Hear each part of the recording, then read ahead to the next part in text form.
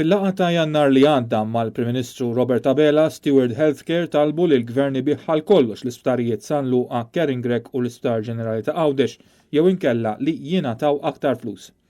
Steward bħalissa għandhom konċessjoni biex jmexxu l-isptarijiet għal 30 sena li ħaduha minn Vitals. Il-konċessjoni tista' tiġi estiża għal 99 sena u wara li għaddi dan iż-żmien l-isptarijiet jerġgħu lura għand il-Gvern. Issa Steward iridu li l-Gvern ibih l-isptarijiet b'mod finali.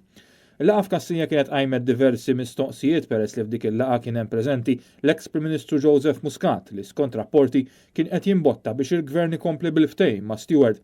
Il-Gazzetta The Malta Independent on Sunday tirrapporta li l-Gvern ma kellu ebda laqgħa oħra wara dik il-laqgħa ta' Jannar la ma' Steward u lanqas ma' Muscat.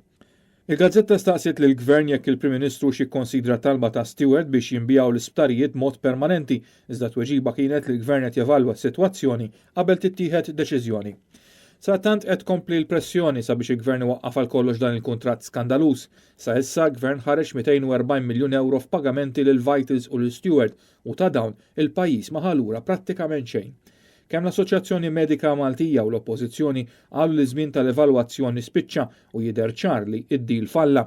Is-sibt il-kap tal-Partit Nazzjonalista jidrin delija ħeġġeġ il-Prim Ministru Robert Abela biex iwaqqaf dan il-kuntratt u tenna li jekk il-Prim Ministru jieħu azzjoni biex l-isptarijiet jingħataw lura lill-poplu u se jsib l-appoġġ tal-Oppożizzjoni.